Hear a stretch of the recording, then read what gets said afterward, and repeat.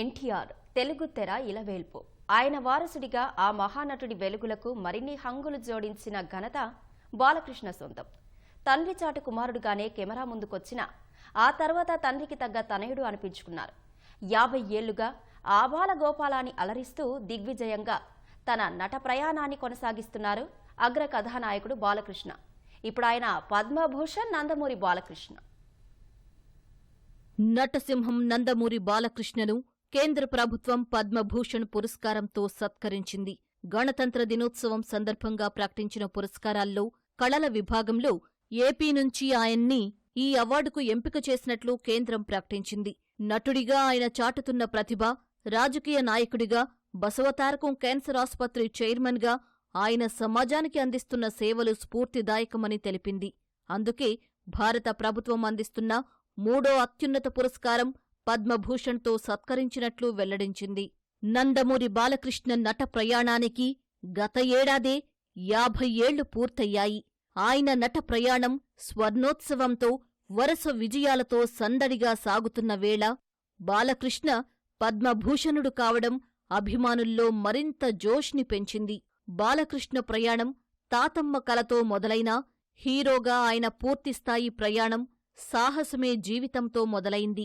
మంగమ్మగారి మనవడు, కథానాయకుడు, భలే తమ్ముడు, పట్టాభిషేకం, నిప్పులాంటి మనిషి, ముద్దుల కృష్ణయ్య, అనసూయమ్మగారి అల్లుడు, దేశోద్ధారకుడు, భలే దొంగ, ముద్దుల మావయ్య తదితర చిత్రాలతో ఎన్టీఆర్ తనయుడిగానే కాకుండా బాలకృష్ణగా తెరపై తనదైన ముద్ర వేశారు. నారీ నారీ నడుమ మురారి, ముద్దుల మేనల్లుడు, లారీ డ్రైవర్ తదితర చిత్రాలతో ఆయన తిరుగులేని స్టార్గా అవతరించారు.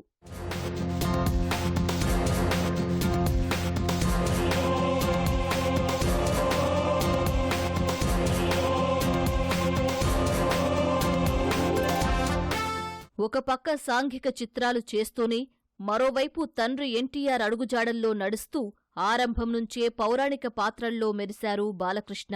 తండ్రి బాటలో నడిచే బాలకృష్ణ దినచర్య తెల్లవారుజామున 3 గంటలకే మొదలైపోతుంది. ఆదిత్య 369తో ఆయన ప్రయోగాల పరంపరకి తెరలేచింది. అందులో శ్రీకృష్ణదేవరాయలుగా చారిత్రక పాత్రని పోషించి మెప్పించారు. ఒకవైపు మాస్ కథల్లో ఒదిగిపోతూనే అవకాశం వచ్చిన ప్రతిసారీ కొత్త రకమైన పాత్రల్ని భుజాన వేసుకుంటూ తన నటనలో వైవిధ్యం ప్రదర్శించారు బాలకృష్ణ. భైరవద్వీపం, శ్రీకృష్ణార్జున విజయం, ఇలా జానపద కథలు, పౌరాణికాలు, మరోవైపు మాస్ కథలు, అసలు ఇలా బాలకృష్ణ చేయని జోనర్ అంటూ లేదు అనిపించారు. ఒకే రకమైన యాక్షన్ కథలతో పరిశ్రమ మూసదారిలో వెళుతున్న దశలో ఫ్యాక్షన్ కథలతో కొత్త దారి చూపించిన ఘనత కూడా ఆయనకే దక్కుతుంది. ఆయన సమరసింహారెడ్డి, నరసింహనాయుడు చిత్రాలు చేశాక ఆ దారిలో తెలుగులో ఎన్నో ఫ్యాక్షన్ కథా చిత్రాలు రూపొందాయి. సింహ, లెజెండ్, డిక్టేటర్, గౌతమీపుత్ర శాతకర్ణి తదితర చిత్రాలతో కొత్త తరాన్ని అలరించారు. తండ్రి ఎన్టీఆర్ బయోపిక్గా రూపొందిన ఎన్టీఆర్ కథానాయకుడు, ఎన్టీఆర్ మహానాయకుడు చిత్రాల్లో 60కి పైగా గెటపుల్లో కనిపించి తెలుగు ప్రజల ఆరాధ్య నటుడైన ఎన్టీఆర్ జీవితాన్ని తెరపై ఆవిష్కరించారు.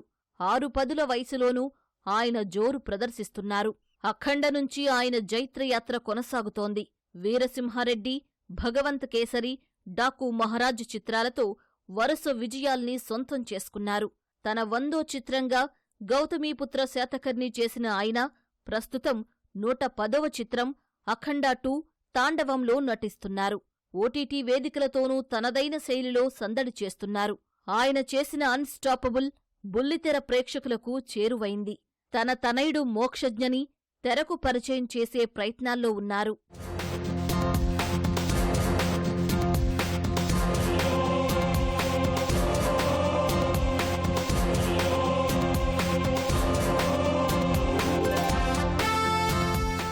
నటుడిగానే కాకుండా ప్రజానాయకుడిగా రాజకీయాల్లో తనదైన ముద్ర వేస్తున్నారు బాలకృష్ణ.